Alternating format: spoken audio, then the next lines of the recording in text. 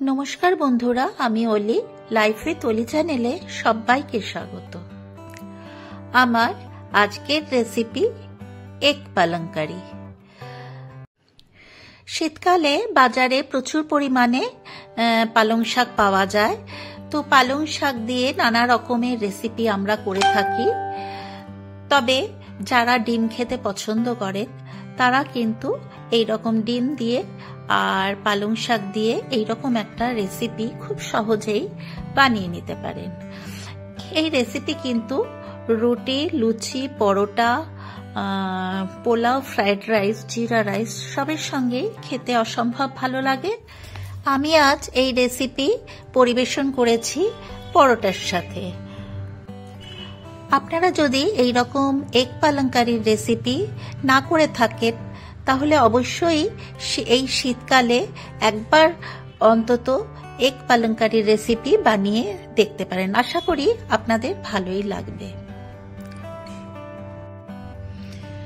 তাহলে আসুন দেখে নেওয়া যাক আমি এগ পালংকারি বা আন্ডা পালংকারি রেসিপি কিভাবে বানাচ্ছি, সেটাই আমি আজ আপনাদের সঙ্গে শেয়ার করতে চলেছি। এগ পালংকারি বানানোর জন্য এখানে আমি নিয়ে নিয়েছি 6টা মুরগির ডিম, আর নিয়ে নিয়েছি পালং শাক, আর নিয়েছি ধনেপাতা। চাইলে আপনারা হাঁসের ডিম দিয়েও এই এগ পালংকারির রেসিপি বানাতে পারেন। আমি মুরগির ডিম দিয়ে বানিয়েছি। তো প্রথমেই আমি একটা বাটিতে জল গরম করতে দিয়েছি। তারপরে পালং পাতাগুলো সব ওর মধ্যে অ্যাড করে দিলাম। একটুখানি সেদ্ধ করে জলটা ভাপিয়ে জলটা ছেঁকে নেব। আর দিয়ে দিলাম খুব সামান্য পরিমাণে নুন দিয়ে আমি পাতাটা একটুখানি ভাপিয়ে নিচ্ছি।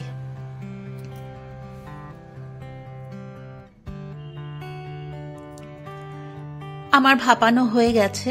তো এরপরে আমি জল থেকে পাতাগুলো একটা ঠান্ডা জলের মধ্যে দিয়ে দিলাম।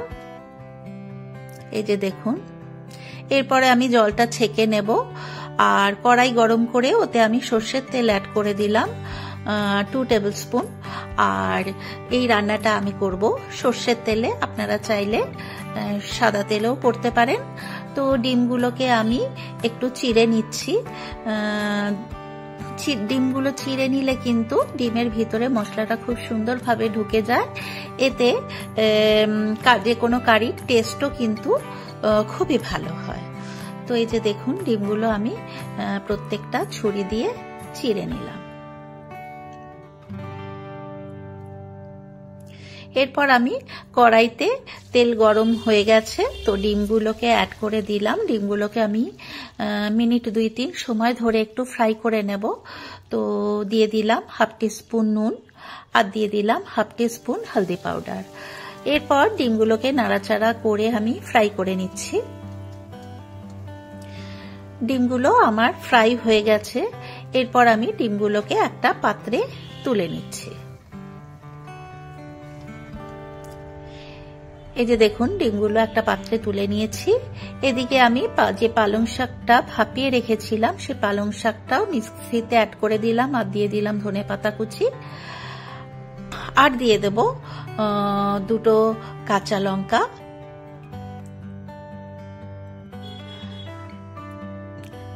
হাফ ইঞ্চি মতন আদা, আর 2 কোয়া রসুন। খুব বেশি মশলা কিন্তু এটায় দরকার হয় না। এই যে দেখুন, মিক্সিতে পেস্ট করে নিয়েছি আমি। এরপর আমি কড়াইতে যে তেল গরম করেছি সেই তেলের মধ্যে আমি একে একে শুকনো লঙ্কা, দারচিনি, এলাচ, লবঙ্গ আর জয়িত্রীর একটা পাপড়ি দিয়ে দিলাম। আর দিয়ে দিলাম একটা ছোট মিডিয়াম সাইজের পেঁয়াজ কুচি করা। আপনারা চাইলে গোটা জিরেও দিতে পারেন ফোড়নে। আমি গোটা জিরেটা দিইনি, এমনি গোটা গরম মশলা ফোড়ন দিয়ে পেঁয়াজটাকে গোল্ডেন ব্রাউন করে ফ্রাই করে নিচ্ছি।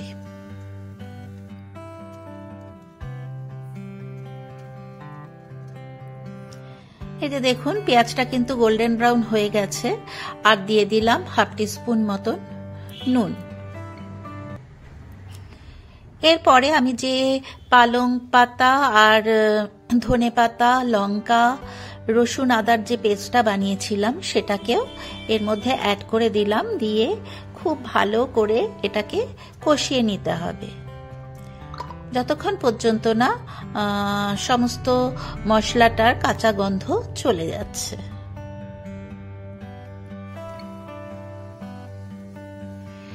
এরপরে দিয়ে দিলাম হাফ টিস্পুন কাশ্মীরি লঙ্কার গুঁড়ো কালারের জন্য। আর দিয়ে দিলাম 1 টিস্পুন হলদি পাউডার,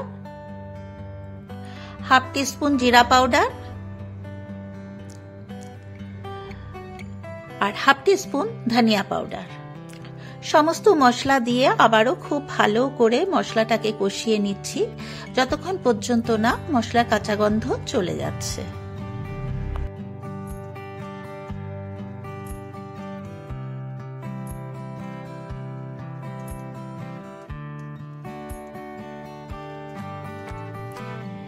এরপরে মশলার বাটি ধোয়া জলটাও ওর মধ্যে অ্যাড করে দিচ্ছি।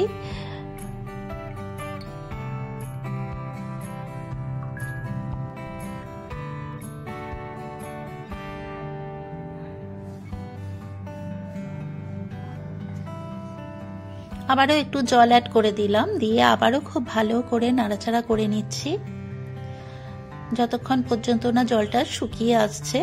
আর দিয়ে দিলাম হাফ টিস্পুন চিনি। যেহেতু পালং পাতার একটু তিতকুটি ভাব আছে সেই কারণে চিনিটা দিতেই হবে, তা না হলে কিন্তু টেস্টটা ভালো আসবে না। দিয়ে দিয়েছি 2টো কাঁচা পাকা লঙ্কা আর 1 টিস্পুন টমেটো কেচাপ। আপনাদের কাছে যদি টমেটো থাকে আপনারা অবশ্যই টমেটো দেবেন। আমার কাছে টমেটো ছিল না সেই কারণে আমি টমেটো কেচাপ দিয়ে দিলাম। দিয়ে আবারও খুব ভালো করে কষিয়ে নিচ্ছি মশলাটাকে বেশ কিছুক্ষণ সময় ধরে।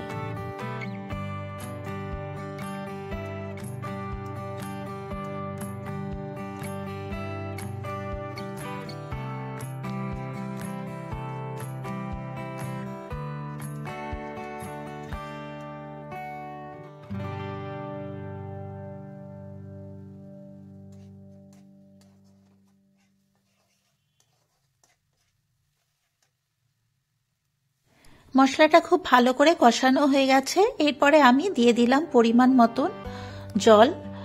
অবশ্যই গরম জল অ্যাড করতে হবে।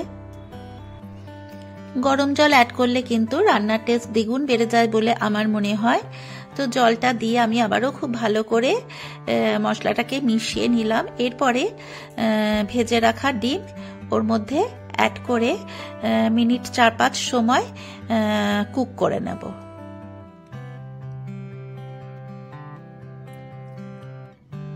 ঢাকা চাপা দিয়ে দিলাম। ঢাকা চাপা খুলে দিলাম। এই যে দেখুন আমাদের এক পালং কারি আন্ডা পালং কারি কিন্তু অলমোস্ট রেডি হয়ে গেছে। শেষে আমি দিয়ে দিলাম হাফ টিস্পুন ঘি। ঘিটা দিলে কিন্তু রান্নার টেস্ট আরও বেড়ে যায়। আর চাইলে আপনারা শাহি গরম মশলার গুঁড়ো অ্যাড করতে পারেন, কিন্তু আমি দিইনি, যেহেতু আমি ফোড়নেই দিয়ে দিয়েছি সেই কারণে আমি আর দিলাম না। তাহলে আমার আজকের এই এগ পালং কারির রেসিপি আপনাদের কেমন লাগলো অতি অবশ্যই আমাকে লাইক, শেয়ার, কমেন্ট করতে ভুলবেন না। আর যদি ভালো লাগে অবশ্যই আমার মতন করে এইভাবে একবার বানিয়ে দেখতে পারেন। আশা করি আপনাদের ভালোই লাগবে। তো আমি একটা সার্ভিং বোলের মধ্যে এই রেসিপি পরিবেশন করার জন্য তুলে নিচ্ছি।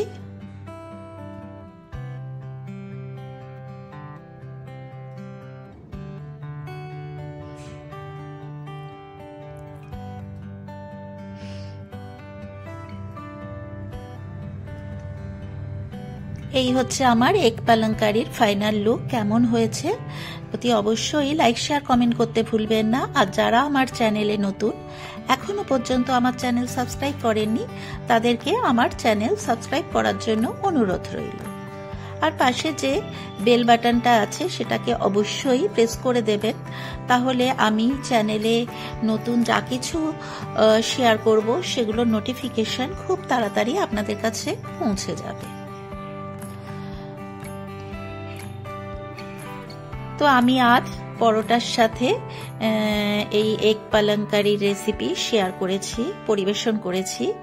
তো আপনারা আপনাদের পছন্দ মতন রুটি, লুচি, পোলাও, ফ্রায়েড রাইস এসবের সঙ্গেও পরিবেশন করতে পারেন। তাহলে আজকের মতন এই পর্যন্ত।